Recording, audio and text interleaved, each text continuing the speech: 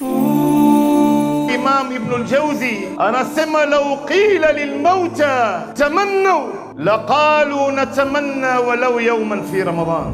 Lau maiti ataulizwa unatamani kitu gani we maiti? Natamanna walau yawman fi Ramadan, natamani angalau nipewe siku moja tu katika mwezi wa Ramadhani. Ni kwa sababu yeye ameshafariki. Sasa anayaona ile thawabu ya Ramadhani zake aliyofunga katika maisha yake, anaona mirundiko ya majabali ya thawabu ya saumu zake, anaona majabali na majabali ya thawabu ya tarawehe yake, ya Qur'ani yake. Sasa anasema jamani, kwa kweli kumbe Ramadhani ilikuwa na mambo ndani yake. Mimi naomba nipewe siku moja tu.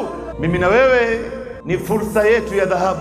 Mtume anasema, wa man hurima khairaha faqad hurim, mtu yoyote ambaye atakayenyimwa kheri za Ramadhani, basi huyu ndo ambaye amenyimwa katika vitu ambavyo ni muhimu sana katika maisha yake. Man sama yawman fi sabilillah ba'ada Allahu wajhahu 'anil nari 70 kharifan, mtu yoyote atakayefunga siku moja kwa ajili ya Mungu, Mwenyezi Mungu atamuweka mbali na moto wa Jahannam miaka 70.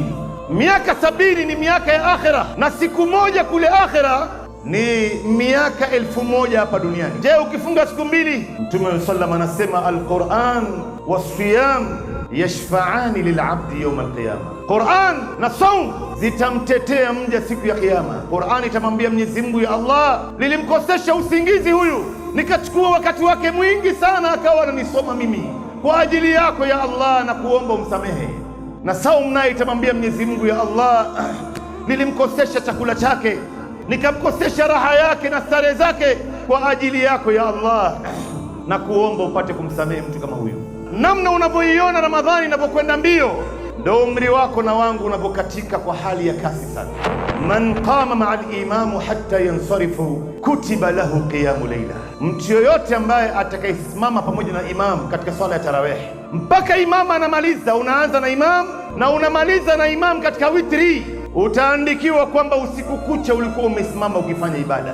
Nani miongoni mwetu hapa ambaye leo anaweza kusema usiku kucha kufanya ibada? Ndugu zangu, kwa taarifa yako ndugu yangu, swala ya tarawih ndo swala ya pekee, ndo ibada ya pekee ambaye Muislamu anaitekeleza pamoja na imamu. Anarudi nyumbani, anapanda juu ya kitanda kulala, yuko usingizini na malaika wanaendelea kumwandikia kwamba wewe bado uko ndani ya ibada. Ni kana kwamba Mwenyezi Mungu Subhanahu wa Ta'ala anataka sisi Waislamu tuingie peponi kwa lazima, lakini sisi ndo ambaye tunajivuta.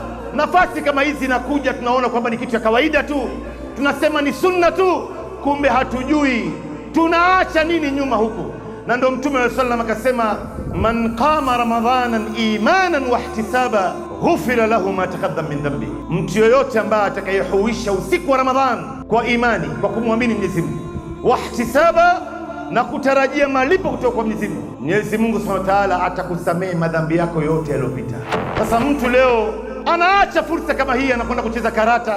Watu wanaachwa na moto wa Jahannam. Wewe uko wapi ndugu yangu? Namna wewe leo unavyoishi ndani ya Ramadhani, hii ndo maisha ambayo unafaa kuishi maisha yako yote. Mwenyezi Mungu ameileta Ramadhani, na kila mwaka analeta Ramadhani kunikumbusha mimi na wewe kwamba jamani, mmesahau malengo ya kuumbwa, naye ni namna mnavyoishi ndani ya mwezi wa Ramadhani.